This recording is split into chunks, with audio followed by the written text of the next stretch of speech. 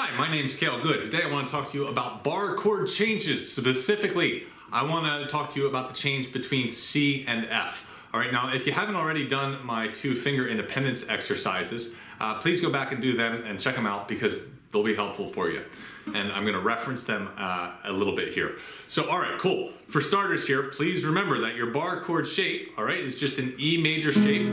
Just slit up the neck wherever you want to do it with the finger bar. All right, so for this exercise, we're going to do an F, which is just going to be the E major shape split up 1 fret. All right, so there's your F shape. But we're going to start off without the bar down at all. All right, so we're going to have that chord, and then what I want to do is change to a C major chord. All right, but again, we're not going to use our first finger. All right, so just go back and forth between these 2 chords. As you're doing this, try and keep your first finger in a kind of hovering bar, if you will, just kind of floating above where it would need to be, as if it was just, just ready to drop down there at any instant for the bar. But for starters, just that change. As you're doing this, also make sure that your pinky isn't out in la-la land, all right? Keep your pinky tucked close behind your 3rd finger. And I'm going to tilt this a little bit so you can hopefully see that my pinky is just, when I'm on the C, it's just floating. Oh, this is a little tricky to get used to. It's just floating behind the 3rd finger, ready to drop down. It's not out here, so it's very ready, not very hard to get down at all if you have it well prepared like that. So that takes care of your pinky. Your 3rd finger, of course, doesn't move.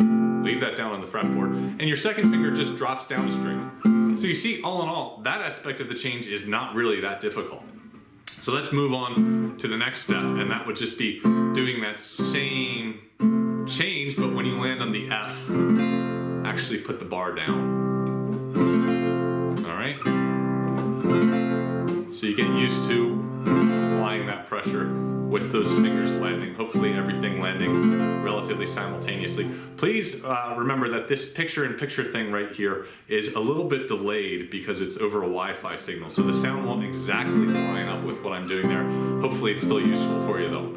All right, now the next thing to do is actually gonna sound kind of horrible. I want you to play the C chord with your 1st finger, but then what you're gonna do is just set the bar up. Don't move any of your other fingers. This is just a practice getting your 1st finger out of that arched, normal on the tip position and into a barred position, all right?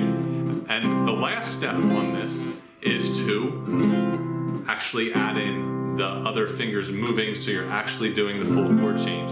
With this, of course, you need to extend your 1st finger as your 2nd finger comes in. That's the little finger independence exercise that I talked about earlier. Of course, make sure that your pinky still stays tucked in behind your 3rd finger, so it's like it's shooting point blank at its target rather than being out here in 100-meter range or whatever.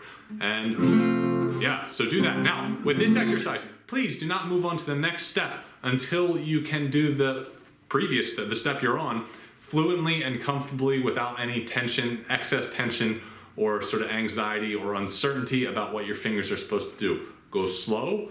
Don't worry about putting a metronome on anything until you can move fluidly and comfortably. All right.